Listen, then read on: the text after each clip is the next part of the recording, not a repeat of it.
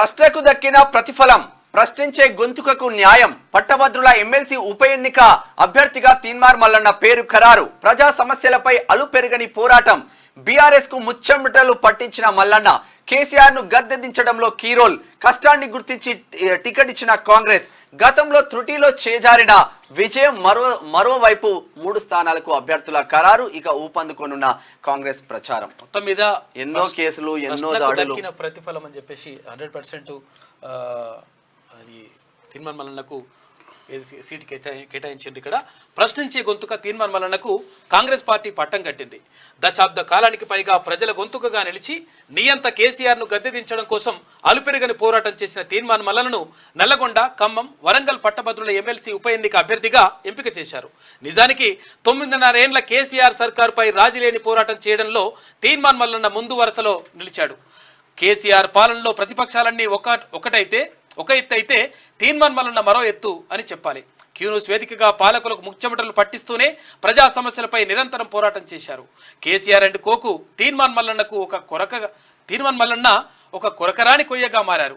తెలంగాణ వ్యాప్తంగా ఏ మూలకు అవినీతి జరిగినా, ప్రజల్ని ఇబ్బందులు పెట్టినా ఏమాత్రం వెనకడుగు వేయకుండా చేసిన పోరాట స్ఫూర్తి నేటి యువతరానికి ఒక ఆదర్శమనే చెప్పాలి. తీన్మార్ మల్లన్నను ప్రభుత్వం ఎదుర్కోలేక అక్రమ కేసులు బనాయించి తీవ్ర ఇబ్బందులకు గురి చేసింది. ఈ క్రమంలోనే మొదటిసారి 72 రోజుల పాటు చెంచల్గూడ జైల్లో జీవితం గడిపారు. ఇక రెండోసారి 50 రోజులకు పైగా చెర్లపల్లి జైల్లో నిర్బంధం ఎదుర్కొన్నారు. అయినా ఏమాత్రం వెనుదిరగకుండా కేసీఆర్ అవినీతి పాలన, ప్రజా సమస్యలపై పోరాడిన ఉద్యమ వీరుడు తీన్మార్ మల్లన్న. ఓవైపు ప్రభుత్వంపై పోరాడుతూనే మరోవైపు ఆపదలో ఉన్న ప్రజలకు అండగా నిలిచారు. వైద్య సేవలు అందలేక, కార్పొరేట్ వైద్యం చేరించుకోలేక ఇబ్బంది పడిన ఎంతో మంది పేద కుటుంబాలకు వైద్య సాయం అందించి అండగా నిలిచారు. ఈ క్యూన్యూస్ వేదికగా వ్యవస్థను నడిపిన మల్లన్న 9.5 ఏళ్ల కేసీఆర్ అరాచక పాలనలో ప్రజల పక్షాన పోరాడేవారు కరువయ్యారు. నాడు రాష్ట్రంలో ప్రతిపక్ష పార్టీలు ఉన్నప్పటికీ ఒక సమస్యలపై స్పందించని పరిస్థితి కనిపించింది. అయినప్పటికీ తీన్మార్ మల్లన్న ఓవైపు కేసీఆర్ అరాచక పాలన, మరోవైపు ప్రజల వ్యవస్థను చూసి చలించిపోయిన తీన్మార్ మల్లన్న క్యూన్యూస్ వేదికగా ప్రశ్నించే వ్యవస్థను తయారు చేశారని చెప్పాలి. కోర్టులకు వెళ్తే న్యాయం జరుగుతుందో లేదో తెలియదు కానీ తీన్మార్ మల్లన్న గడప తొక్కితే చాలు ఆసరా చేకూరుతుందనే బలమైన నమ్మకం ప్రజల్లో ఏర్పడింది.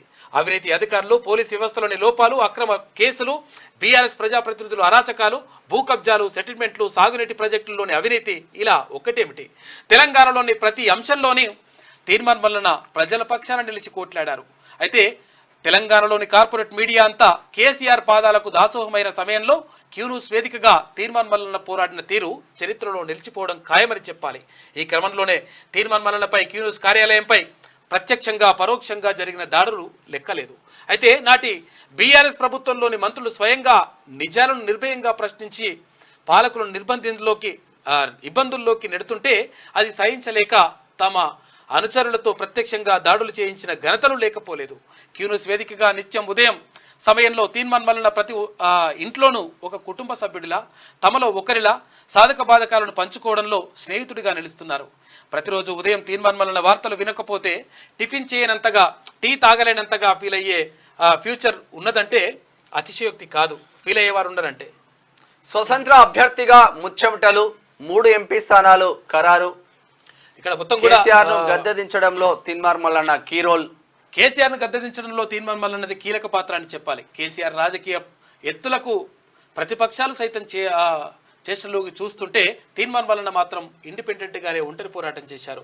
అయితే మొత్తం మీద ఇక్కడ నిజంగా కూడా అంటే ఇప్పుడు మన గురించి చెప్పాల్సిన అవసరం లేదు. ఎందుకంటే తెలంగాణ సమాజానికి అటు ప్రపంచవ్యాప్తంగా ఉన్నటువంటి వివిధ దేశాల్లో ఉన్నటువంటి తెలుగు వాళ్ళందరికీ కూడా తెలిసినటువంటి విషయమే. కాబట్టి తీన్మార్ మల్లన్న కానీ క్యూన్యూస్ కానీ చేసినటువంటి పోరాటం ఇంకా దాని గురించి ప్రత్యేకంగా చెప్పనక్కర్లేదు.